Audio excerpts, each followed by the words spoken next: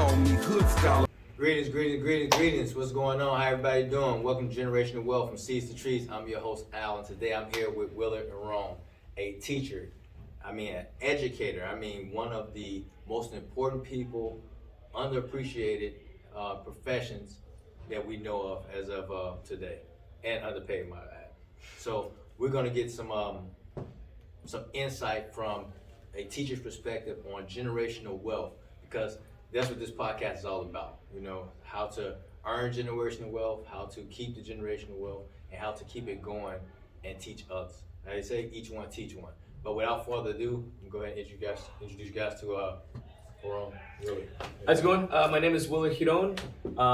First of all, I'm an immigrant. I was born in Guatemala, and I was raised in California.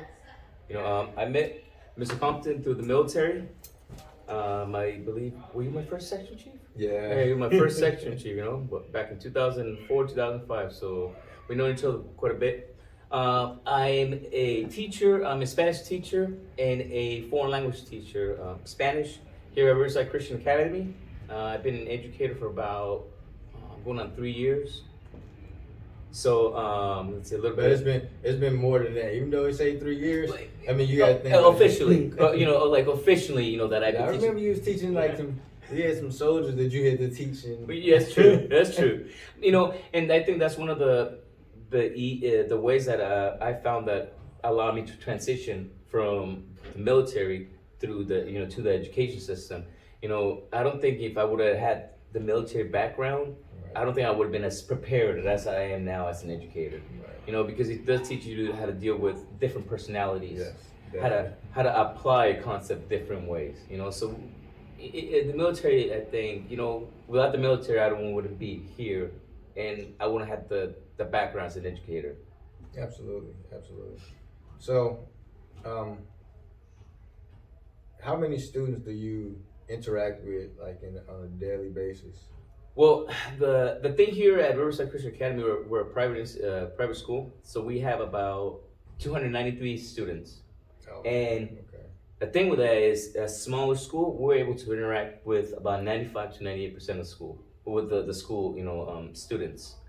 And personally, I deal with middle school, 6th, 7th, and 8th grade, so that's about 90 students. Okay, that's in the prime of students learning. Right?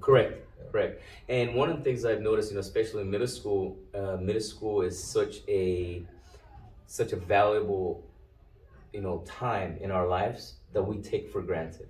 Right. Remember when we were talking about, wellness, and I remember the first time you asked me, and I was like, oh, how much money do I have in my bag? My kids are good, kind of thing, And when we started breaking it down, economical wellness is more than about what's in the bank. Right. Generational wealth is definitely for here at Riverside Christian Academy. Dealing with 90 students on a daily basis, we get to see how kids grow up, how they mature. And a lot of them, to be honest with you, I don't think we prepare students enough financially. Not what is the easiest way to make money? No, how do we prepare them to create a overall wellness? We do have, for example, here we have a personal finance course, and it's more individually paced, and based on the teacher, you have different, discussions that may arise. So, here we don't associate teaching kids as an individual basis. We teach everybody, but we're creating a foundation, a foundation that's based on, what are your beliefs? Right. What are your religious beliefs? What are your beliefs about life? What are your beliefs about making money? Because, for example, I'm trying to develop leaders. Right. I'm trying to develop individuals that have the knowledge and have the capability to create a business for themselves, right, not to be working for somebody. Right. And that's what I see the RC, Riverside Christian Academy as a whole. I think we're doing an okay job on trying to nurture that, trying to hang on to it. I think a lot more schools should actually implement that into um, the curriculum, because a lot of times, like, you just teach them basics, English, math, reading, but we don't teach them. We teach them how to work for somebody else, how to go out, get a good education, go to college, get a good job, pay off your student debts, pay off your debts, get a house, get a car, get a wife, get some kids and a dog.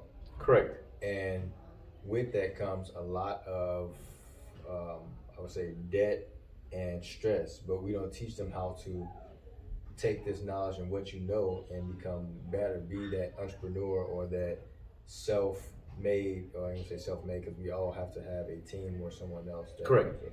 But taking your own visions of your head, as the book say, Think and Grow Rich, you have to think Exactly. outside the book, outside of the box.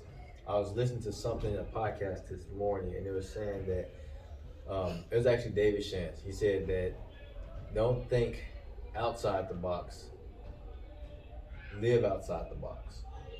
So a lot of times we struggle with trying to think outside the box, but we have to create our own box. Correct. And work within those parameters of our own box.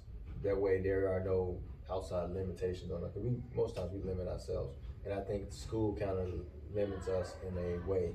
Correct. For example, one quote that I've been, that's always in the back of my mind, when becoming an educator, was a Bruce Lee quote, and I know you know this quote. It says, what is it?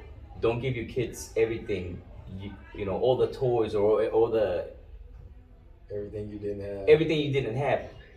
Teach them everything you didn't know. Absolutely. That's And for me, it took about 30 something years to realize that, being financially stable is not, how much money you have in the bank, or what's in my driveway, or what am I sleeping on. No, it's how do we create a wellness that's gonna live from generation to generation to generation.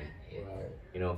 Here, I've noticed, especially in the school system, we don't teach kids how to file taxes. We don't teach kids how to do their taxes. We don't teach kids how do they vote. Do you think that would be beneficial to them? If so, how? I think kids are, especially middle school teenagers, as I call them, they're at a point in their life that it doesn't really matter what what subject you're teaching. They want to learn. They think they don't have to because, I have my phone can tells me everything. But yet, their mind is like a sponge. They're able to soak up everything you throw at them, but yet they don't want to listen to it. It's the same thing, like throughout life, we think that going to school, getting a good job, getting a house with a white picket fence, following the same footsteps that our parents had and their parents had. And is that really creating generational wealth? In a way, yeah, but it's kind of stale wealth. Exactly. We're limiting our own individual abilities. Right. Like I tell the kids, when I see you guys, I see leaders. Each one of us have the ability to become a leader. We just have to have the right resources, the right foundation.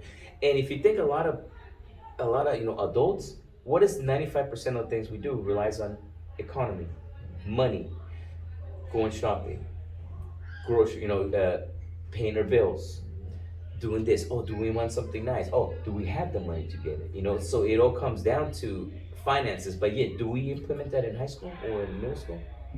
Rarely. We talk about math, algebra, pre-algebra,